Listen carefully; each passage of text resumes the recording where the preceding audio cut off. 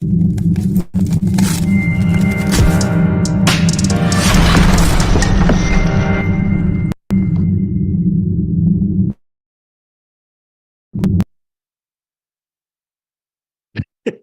welcome, guys. Welcome to the Hair Wire, the place where you get hair smart. I don't know if you guys are hearing, but on the background, I got the sirens going, the truck, the fire trucks going crazy. So you're not hearing that? Okay, perfect. Yes. Welcome, guys. Welcome to the Hair Wire, the place where you get hair smart. I'm your host. You forgot. I'm a firefighter. No, I'm your host, Sergio Cardona, coming to you live, guys. And thank you for tuning in. Alongside, we have the beautiful Hair Wire crew, Bisan Dipsy, Carrie Jared. How you guys are doing? Good. I'm so excited, and we miss you guys. For some reason, I feel like Wednesday to Wednesday is way too long. Yeah. We need to do something extra in between. Right. I agree. I love these days. Wednesdays are my favorite day. I have it on my calendar. Awesome day. For us, it is. For us guys here at the Hair Wire, Wednesdays is our awesome day because we get to spend time with some awesome people. We love each other. We're great friends and we're in different places, but Wednesday is our day, guys, and we get to share it with you and we get to talk about hair. The thing that we love the most, I mean, we could be talking about hair for days, guys. If you haven't noticed yet, we love talking about hair. We love this. We will have Carrie from every now and then. Wrap it up.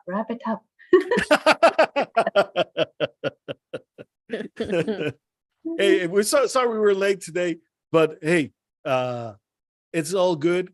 That was here. It's summer here where I am. I have kids camps. I have to drive them to and from camp, and this is full. This is raw, you guys. You guys have to understand this isn't planned or anything. We do this raw and real, just to prove that we are everyday people and we're just like you, living normal lives, except for we love hair. That's the only difference. Yeah, so apparently because of me, I had to drop my son off at coding camp. He wants to be a coder, so they have these kids coding camps called Code Ninja. So he's super excited. He was all ready, packed, and ready to go at the door. So, and my husband's out of town for it because he works out of town all the time. So I do it all when he's away. So and just still that's part of being mom, you know. You do it all, and you still keep your hair nice and beautiful. This is my lazy hair. No, it looks great. Thank you, guys. Before we continue, let's remind our people of what's gonna happen on September 24th. Bisan, Carrie, what's gonna happen on September 24th? I'm preparing lectures for you guys. That's what I am doing.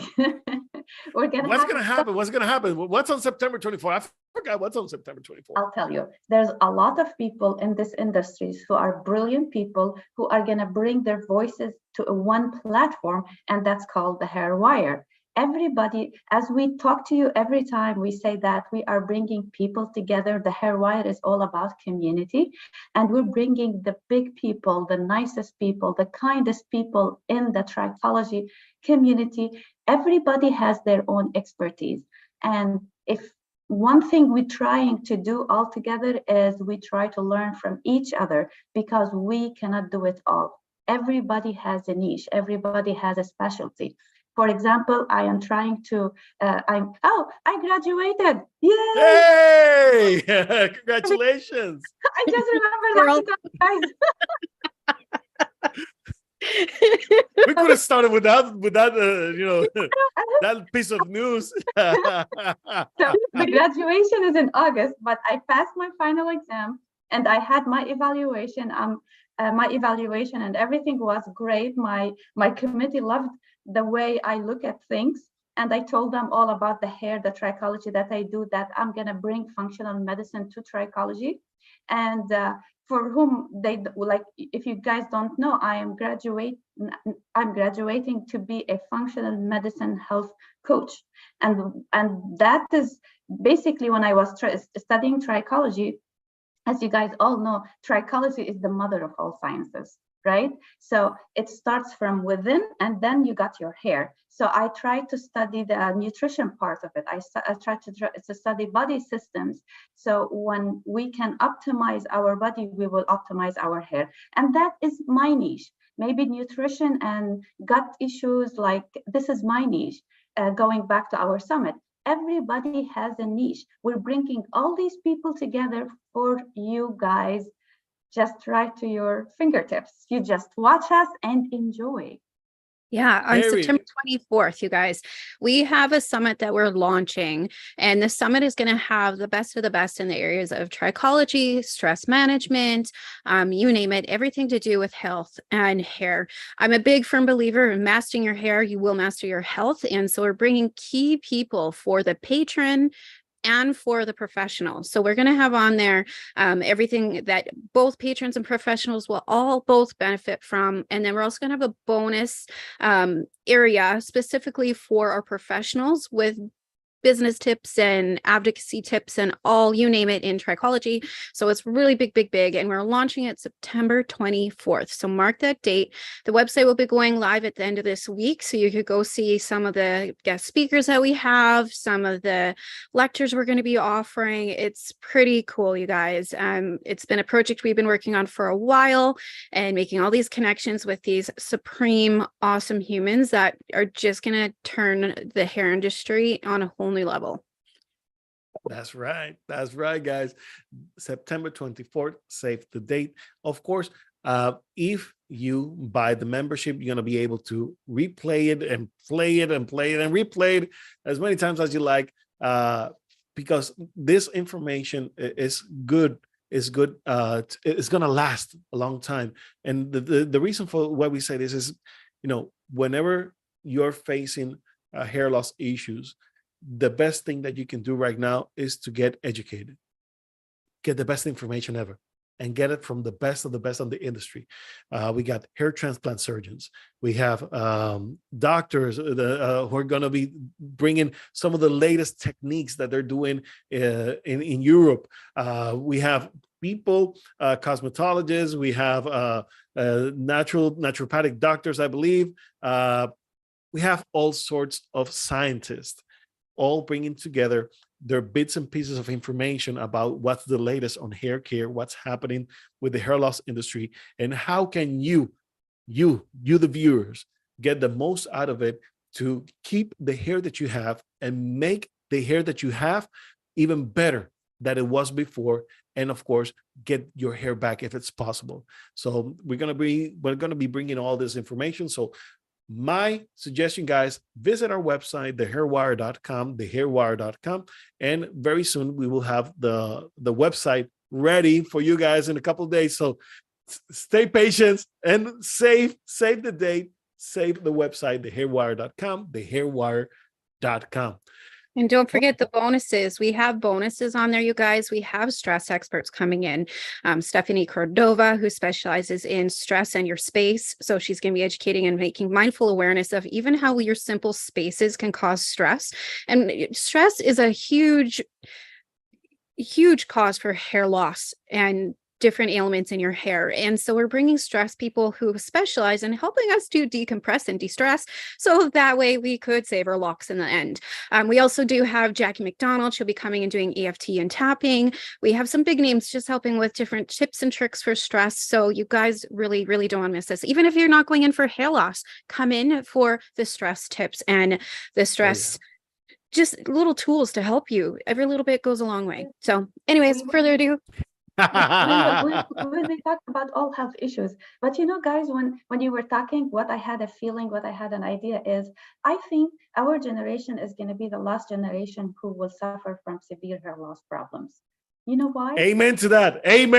Yes. You know why? Because Kerry said something very important: education, like knowledge, right? So now at the Hairwire, we're trying to bring the knowledge. So if the next generation, they start listening to us when they're 20s, right? They're not going to go through what we went through, losing our hair and not knowing what to do when we have telogen effluvium episodes, or not knowing what to do when we burn our hair or highlight our hair or whatever all right? So I feel that the knowledge we're bringing in to the younger generation, it's going to save them so much of the trauma we went through saving our hair. That's true. That's true. I mean, whenever we talk about saving hair, we all consider, we have mentioned this before, through in anyone's life, we go through at least 8 events in our life that are going to bring hair shedding. At least in your lifetime, you will go through at least 8 events with heavy hair shedding.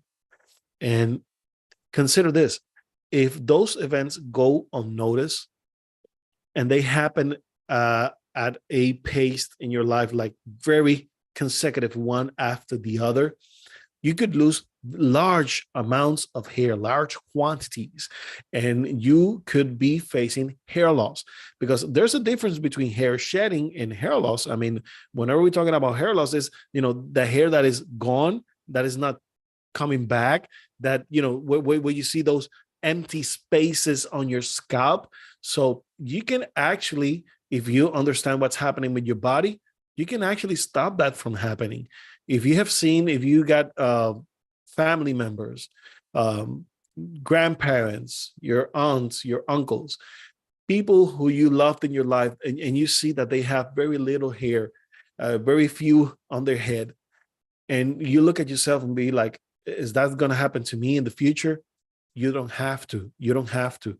And like you mentioned this, I believe this is the last generation, the last hairless generation. Yes, because information is pouring in such big ways nowadays that actually, if we combine all those knowledges together, people are going to be able to save their hair. And if they experience hair shedding for whatever reason, because there's plenty in life to have eventful and meaningful hair shedding, we lose marriages, we lose family members, we lose jobs, and so many other traumas that we may face in life. But even after those events, we are able, with today's technology, with today's knowledge, we are able to save the hair and get it back. If God forbid, whenever those things happen in our lives, we have the technology nowadays, and it is so cool. Yeah. I want so to add cool. one more thing too to everything you said, Sergio. We feel like this past decade, there's a lot of food awareness, right? Yeah. Nutrition awareness, stress relief awareness. There's now, I think the population went into a spike where they cannot handle any more stress, junk food. They took it all, right? And now they're trying to go backwards and reverse all what happened. So I feel that also this awareness gonna help with the hair industry too, because whenever you are healthy from inside, you're gonna be healthy. You're gonna be having a healthy hair. So I feel like it's just all about awareness. And as the functional medicine people are spreading awareness on health, we in the Hair Wire are spreading awareness about hair. That's true. That's true. And I don't know how many other people are out there doing what we're doing, but I know that you don't have 3 trichologists around. Right. And this is the only show. This is the only show in all the webs that has at least 3 trichologists talking to you about hair loss and going live every week. So yes, it is quite unique. It is quite unique. Yes. It is quite unique, guys. Quite unique. So let's talk today about true androgenetic alopecia. What is that? What is true androgenetic alopecia? Are there pseudo androgenetic alopecia types? Actually, what do you guys think? Karen, what do you think about that? What do you think about that? I don't know. That I've had this question before, because yes, well, I assume it. Tell me, educate me. Yes, exactly. Because let's start with what we learned, androgenic alopecia, what we learned about it. Not there's another term now, it's true androgenetic.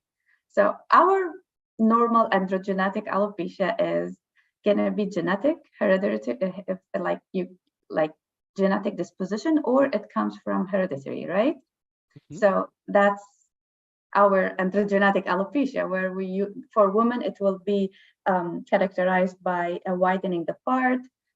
For men, it will be receding hairline and loss in the crown. And the normal treatments for androgenetic alopecia will be blocking DHT for men. For women, I don't know, a lot of other things. But what is true androgenetic alopecia? Actually, I have no idea. Yeah, it's the same for me. Like I was telling you guys this before in a past episode. My husband, I've been treating androgenetic alopecia as I know it and treating with the solutions as I've been taught. And after my observation, I noticed the treatments I was doing on the frontal versus the back, the crown of the head had two different responses.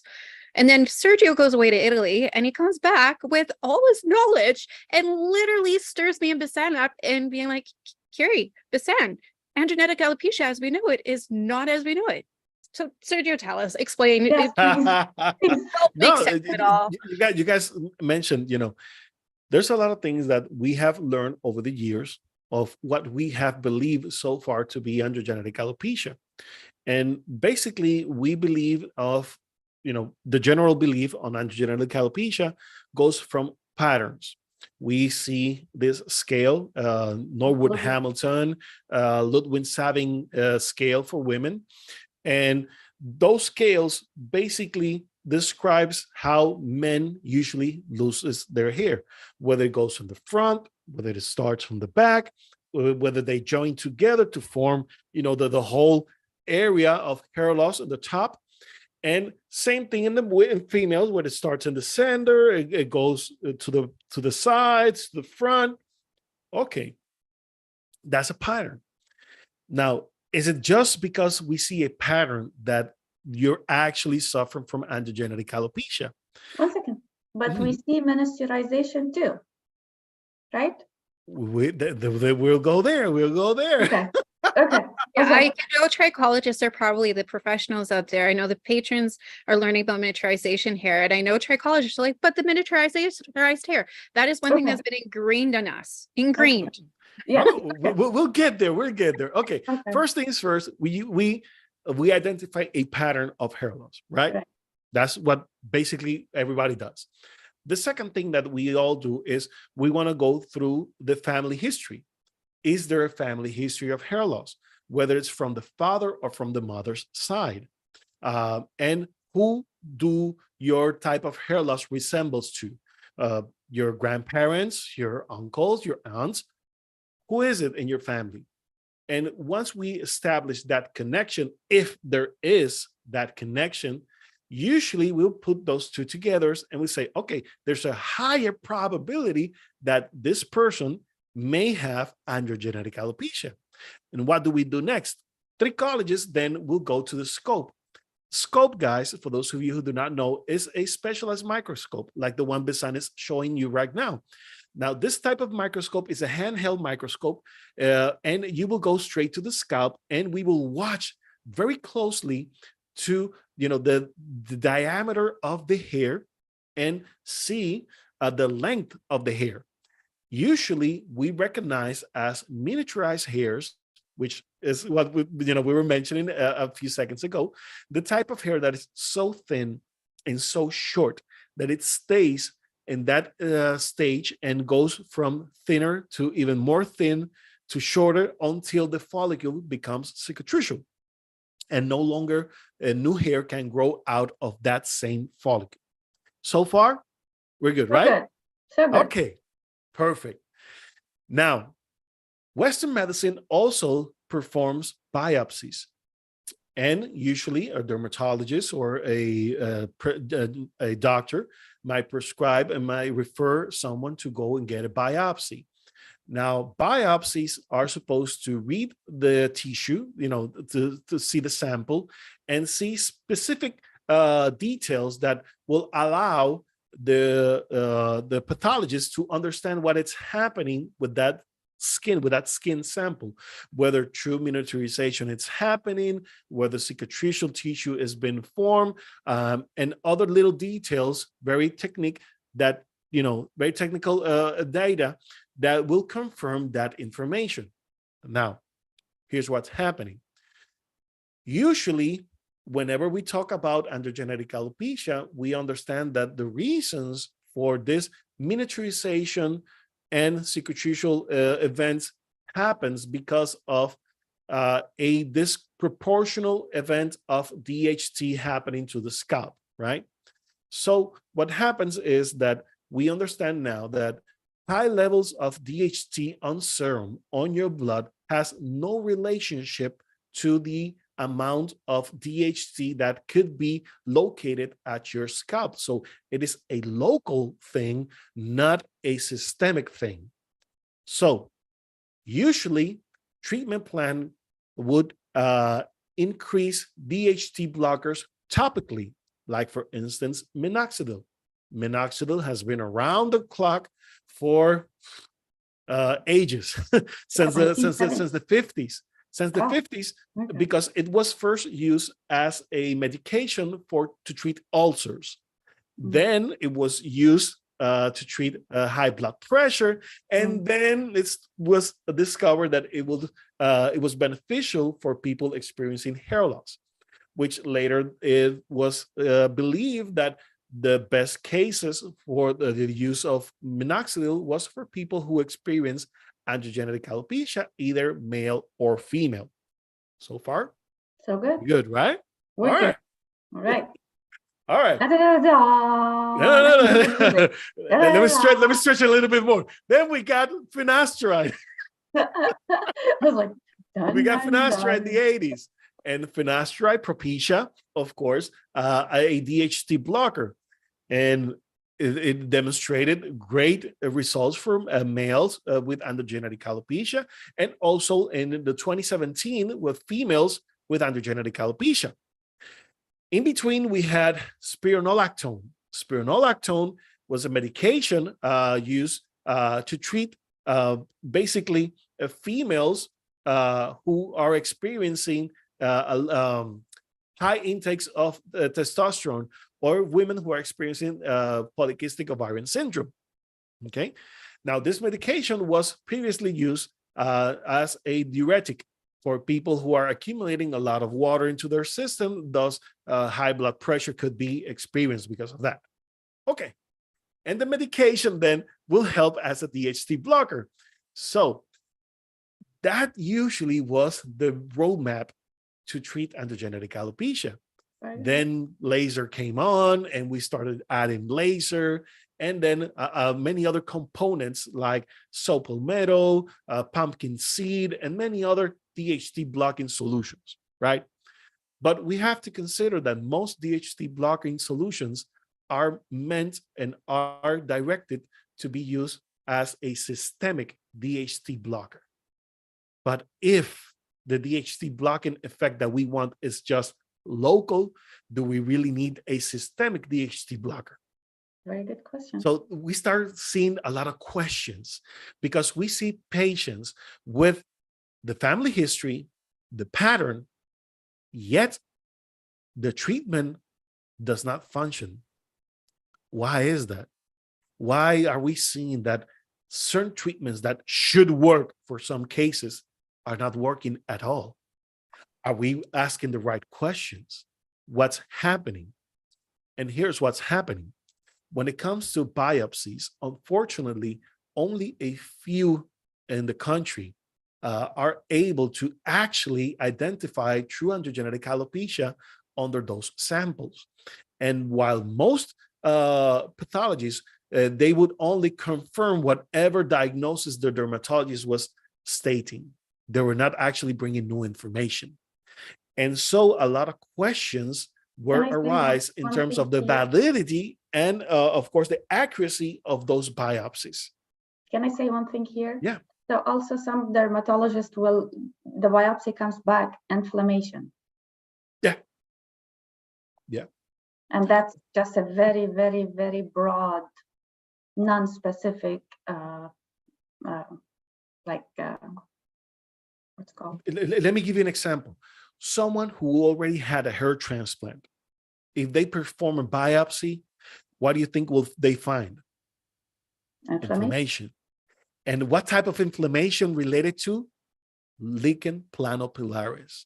So very commonly, if you already had a hair transplant, if they do a biopsy on you, they will find lichen planopilaris type. Even though you don't have lichen planopilaris, it's just the effects of the way the keratin builds, how the collagen starts creating scar tissue on the scalp that resembles lichen planopilaris, when in fact it's just the effects after hair transplant. So again, we are questioning the validity of those biopsies. And so I traveled to Italy. Now we're getting there. Now we're getting there. And so with the Institute of the Italian Academy of Hair Microscopy, I was learning through Dr. Andrea Marliani. He's a dermatologist, endocrinologist, and a trichologist. Wow. What a combo, guys. What a combination. You don't see that anywhere. This guy has been doing research for many years. And one of the things that he has been researching on was on polarized microscopy. Now, one of the things that he discovered alongside with other groups of scientists was that when they do a trichogram is a test in which they will plug out a few hair samples, put it under microscope, right? And once they did that, they realized that the hair follicle was still deep while the hair was getting thin. Deep where? The follicle was still deep. And we measure the depth of the follicle by the root sheath. Oh. The root sheath basically is a cover inside the hair bulb. Basically, it covers the first section, what goes inside the follicle, okay? It's like a sack, okay? So this, this cover goes around the follicle and into and it goes holding the hair together. Actually, the root sheath is part of the anchor system of our scalp, the anchor system in our follicle. So it will hold the hair in place inside the follicle. Now, when you pull out the hair, you will pull out that root sheath. And by measuring the length of that root sheath, you can determine the length of that follicle without actually sectioning that skin, without actually sectioning like a biopsy would do. So they discovered that hair was thinning, yet resembles on the outside as a miniaturized hair. But when it goes into inside of the follicle, it remains with the same depth at the rest of, like the rest of the other follicles. And you will wonder, then, is it really miniaturizing? Because as we know, miniaturization is the process in which the follicle becomes shorter. As it goes shorter, it goes more shallow, more into the superficial of the skin. But if that is happening, why are we still seeing deep follicles? Interesting. That is my mind's very, very interesting, because if the follicles are not miniaturizing, are we really dealing with androgenetic alopecia? So we are seeing miniaturization from outside, like, but exactly. We are seeing the signals of a possible miniaturization on the outside. That is correct. But when you put the follicle under the microscope and you measure the root sheath, it's still deep, long. Still deep, long. As if it is a normal hair follicle. Exactly. Okay. Yet the hair was thinning. Now, what other things causes hair thinning?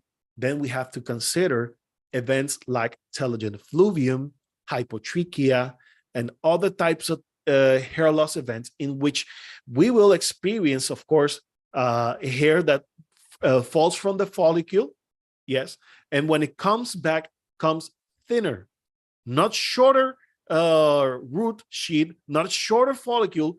The follicle, those the stem cells on the bulge, they will travel down to the derma papilla and start creating new hair at the same length. They don't go shorter. It doesn't go up. It just go the same deep, same depth. But the creation is a thinner hair. Exactly. But we're watching a thinner hair.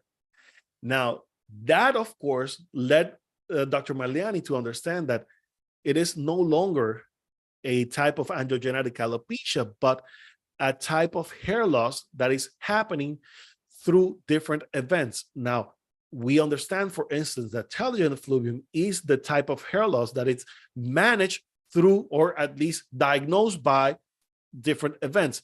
When I had a stressful event, I started hair shedding.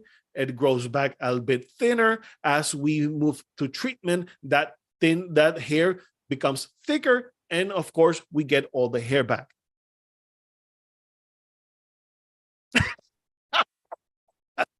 And so we were misdiagnosing people with androgenetic alopecia who were actually experiencing a type of telogen effluvium. Oh gosh. Wow. Yes. And to make things worse, you have to realize that if someone is experiencing telogen effluvium, and you give them, for instance, finasteride, oh no, will their hair improve? Usually no. So they are more prone to experience the side effects of the finasteride rather than to see the benefits of it.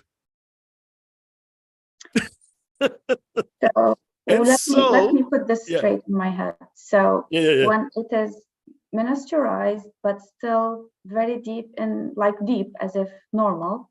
Exactly. So it's not miniaturized per se. We call it, Dr. Maliani called this as pre-miniaturized hairs, because it goes thinner. But it's not miniaturized because it's not the length of the follicle is not getting shorter. It's actually remaining the same length. So that person, you're saying that person had a telogen effluvium episode, either acute or mostly chronic, because if it's acute, you will know it's an acute telogen effluvium, right? Exactly. You will know a massive hair shedding, then it is acute telogen effluvium. But if a person comes to you with a chronic telogen effluvium, then you will see the hair follicles still deep, but the hairs, because of shedding, anagen phase is so short, telogen phase is longer, you're going to see, oh, now I get it. Yes, precisely. I know, guys, that this is very technical. What I'm sharing with you guys today is very technical, yet it opens our eyes in the industry to understand that, maybe what we have been believing to see as actually androgenetic alopecia is not as common as we believe it is. Maybe it's more. So the treatment is totally different. Yes, and for that reason, we have a bunch of trichologists who have claiming for years that they were able to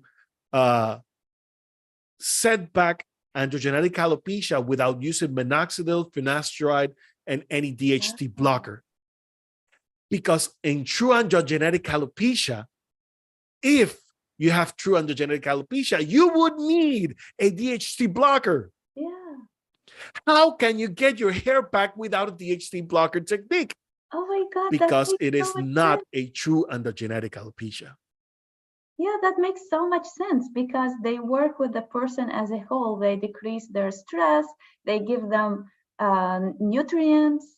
They work with the system from inside. Oh my goodness. Wow. So it was a chronic telogen effluvium. Exactly. Maybe acute. I mean, the thing about telogen effluvium, and this is why we started mentioning about the incidents in our life that could trigger hair loss. Because the problem is that, for instance, if you're working on a stressful environment, just to take a note, and the stress factors remains for years. So you're experiencing a lot of telogen effluvium continuously. So we usually believe that telogen effluvium is one big event because of the massive hair shedding. But telogen effluvium can happen with little shedding as well.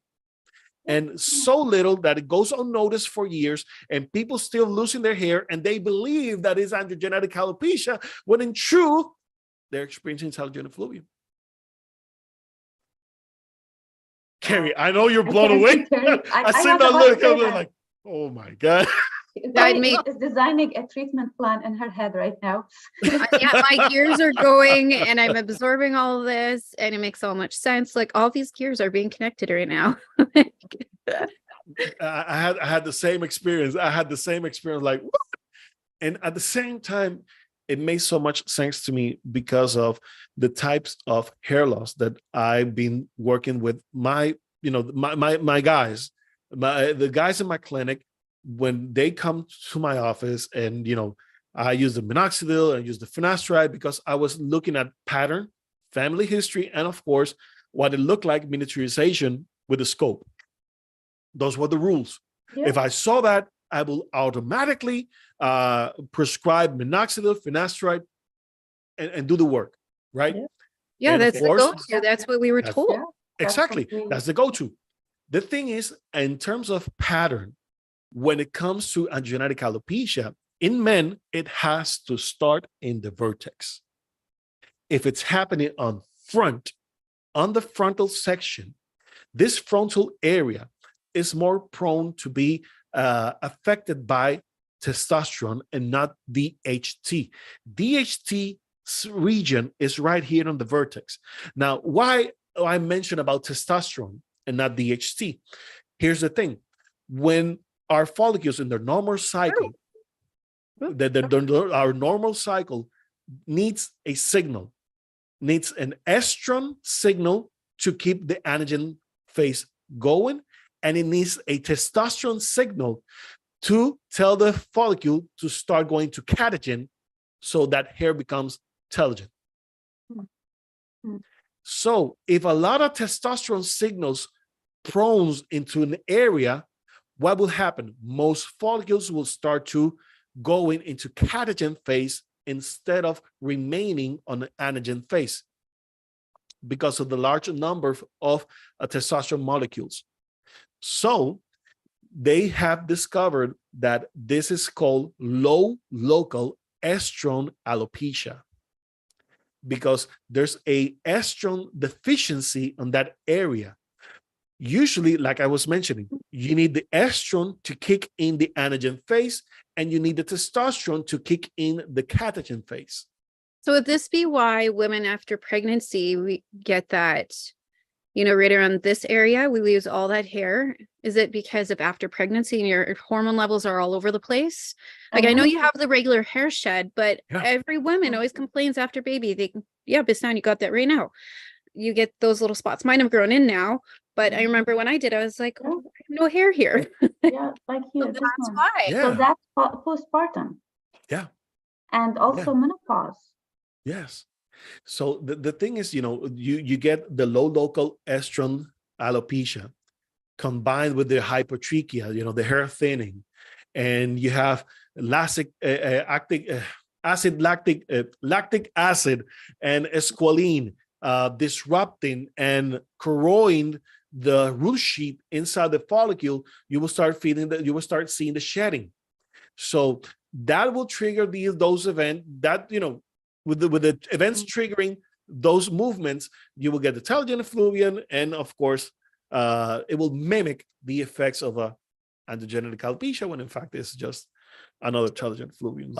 So the key for that, so like if we have clients like that, for example, my husband, would it be to get his hormones checked, like for that area? Like what? The thing is, we were talking about local, not systemic.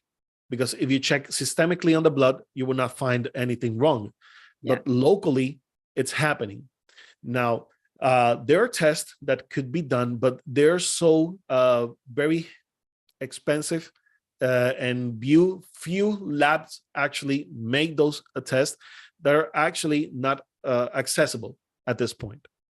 So what we are seeing right now is, if we are following the pattern on the frontal area, where we're seeing hair shedding, we're seeing hair loss actually on that area, and and we pull out and we see that there's enough deep, the follicles are deep enough, then we understand that we can get them going back again. So because we understand that this section is more affected by testosterone, we will bring the antagonist hormone into place and see if, by bringing the antagonist hormone, which will be estrogen, apply topical estrogen solution. There's a solution of hydrocortisone and estrogen that is mixed together. A compound pharmacies can do this. And this mixture applied directly to that area will bring in more of the estrogen, which could start kicking that anagen phase. And in a few months, we'll start seeing that pattern being disappear. The hair becomes thicker, longer. It's getting there. Okay. Now we need to understand one other thing. If people experience telogen effluvium over the years, and that telogen effluvium goes unchecked, real miniaturization will happen and real cicatrization will happen. Yeah. Makes sense. Okay. So in a way, if people don't check, they don't treat their hair loss, what will happen over the years that it becomes cicatrizal in that area, no matter what you do, will not get the hair back. Yeah, makes sense. Actually, that's why all bodybuilders, they do not have a hairline. Most, yeah. Yeah. All of them, they don't. I'm thinking of a bodybuilder who has a hairline. I can't even think of one. Yeah, you will see that because the of entrance the testosterone. Yeah, they go a take bit, testosterone, I guess. yeah, Right? They go take deeper. Yes. Yeah, I and mean, that's male and female, because I see a lot of female pattern, like female weight lifters too, and they don't have great hair.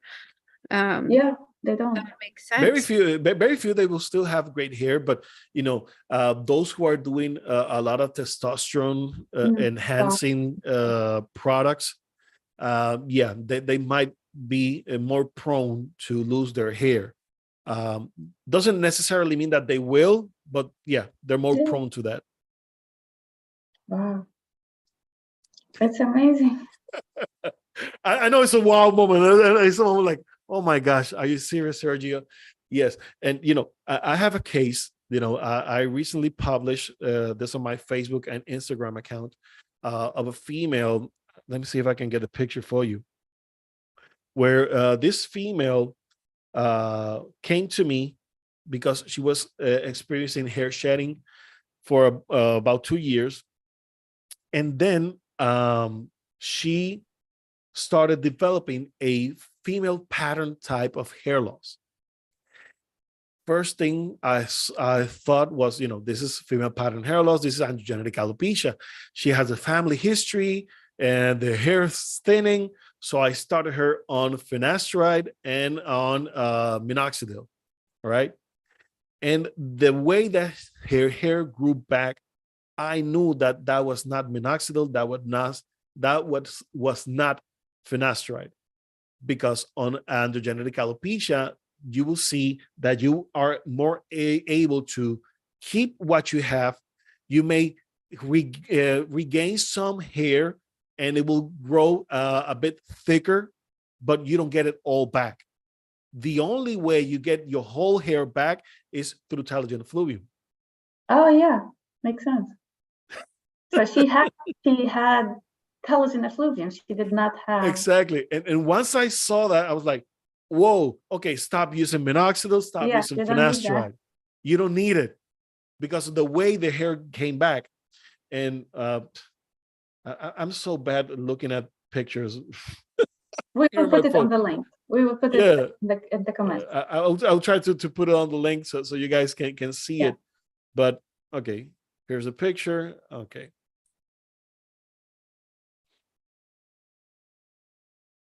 Oh, we're losing. Okay. There we go. There you go. Back it up a little. Yes, keep backing it up. Yeah, that's Belgian effluvium. Wait. Yeah. I mean, I Sergio's wouldn't know. the screen's taking over. There we go. Yeah, Put it up. this is good. Put it up again. All right. Back up, back up. Back up, back up. It was good backed up. Yeah. All right. Wow, look at that. Yeah. I would think that androgenetic alopecia, like just from looking at it from the pattern. Look at how she got her hair back. Does it look like androgenetic alopecia? No. Yeah. Because it will still be wide. If it's androgenic alopecia, yes, the part will be a little bit wider than this. That's not a wide part at all. So she did not have androgenic alopecia. Like we will see more hairs growing in, but that part will stay wide. Exactly. Wow. So now all the treatment plans have to be revised. I know it's crazy, but you know, seeing results like that gives you an idea, you know, how we have been prescribing for years the wrong treatment. Yeah. Well, we have been using the wrong tools. And, you know, as we were mentioning, this is the knowledge area, the knowledge era, the time where knowledge comes into place. And we are gathering all of those bits and pieces of information. And, you know, whenever we thought that, you know, we had this figured out, we're realizing that there are a few cases that this treatment plan is not working for them. Why it's not working for them? And then we realized that, you know, at the beginning, we had the wrong diagnosis.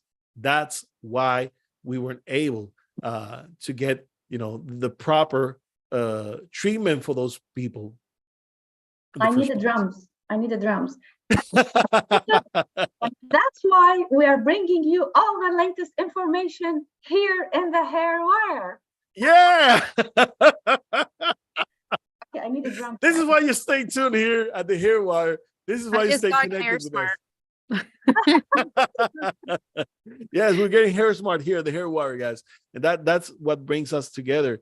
This is why, guys, this is why you, the viewers, are so important to us, because we want to help you get the most out of your treatments and help you get the hair back, get the hair that you deserve. And the only way we're going to be able to do that is through the proper diagnosis.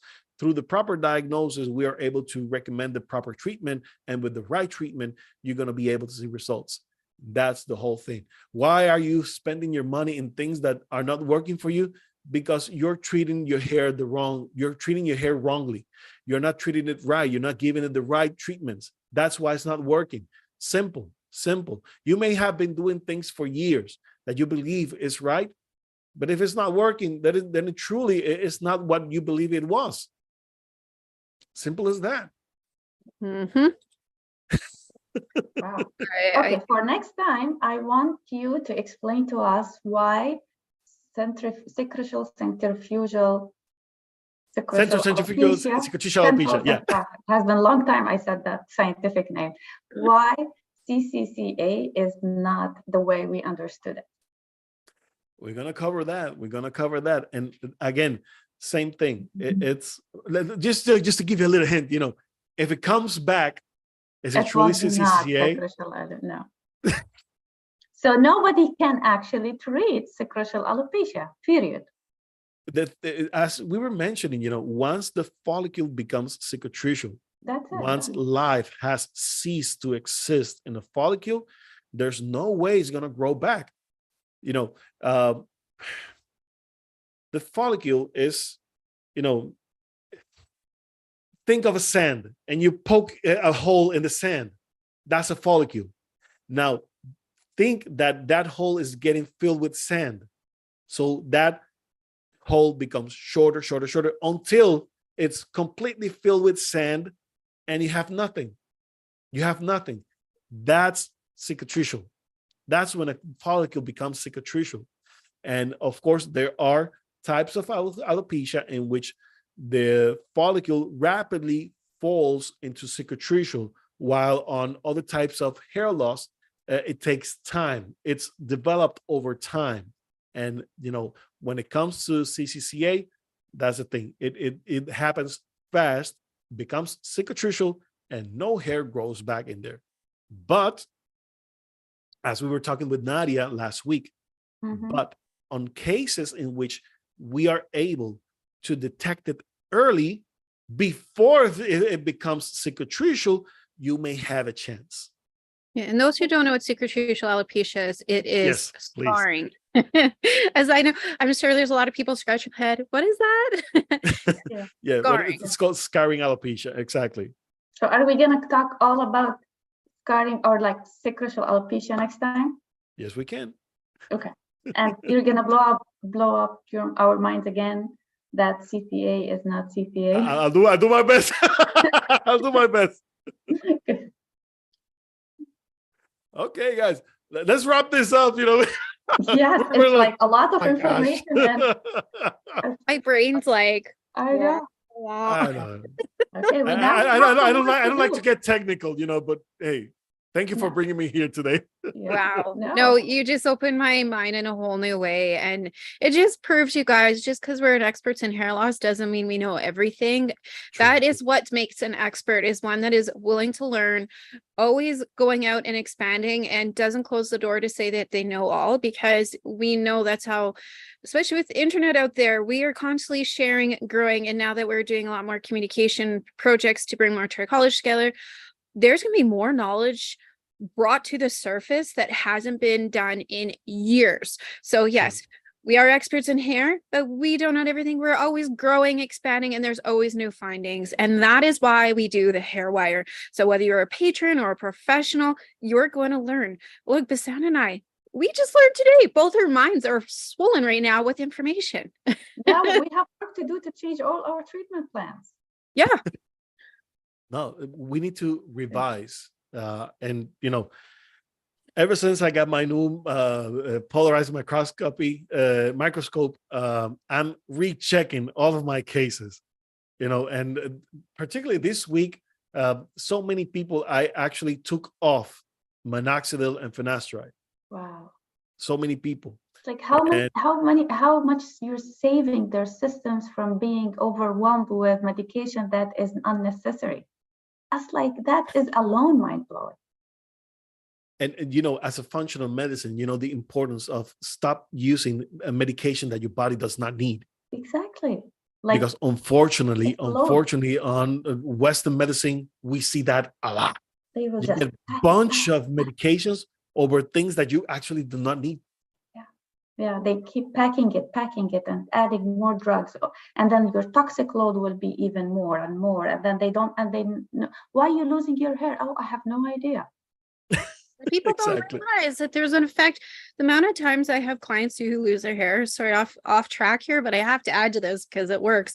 But I do see clients all the time who are getting medication from their dentist, from their doctor, from this and that. And they have like literally a smorgasbord of medication and chemical reactions. You have to remember they have chemical reactions among themselves too. And it blows my mind. And you wonder why you're inflamed and swollen. And yeah, the less medication, the better. Go get to the root of the problem. And that's what functional medicine is figuring out why, stop it, and make it better, not just band-aid it with medications which make more reactions. Yes. Yeah, just doesn't make it. Well, anyways, I'm done. You're in a roll. Keep it going. Preach it. I know, it's amazing. It's amazing, you guys. Okay, well, you guys, don't forget, sign up for the summit that we have coming up. Go to hairwire.com. We'll be posting that. The website's up and the link for the wait list, but to go purchase your tickets will be up by the end of the week. I'm working diligently to get that ready. So yes, go check it out, hairwire.com. We hope to see you at the summit, and yeah, we'll see you next time. Yep. Sergio, take it away. We'll see you next week, guys. God bless you all. Bye-bye.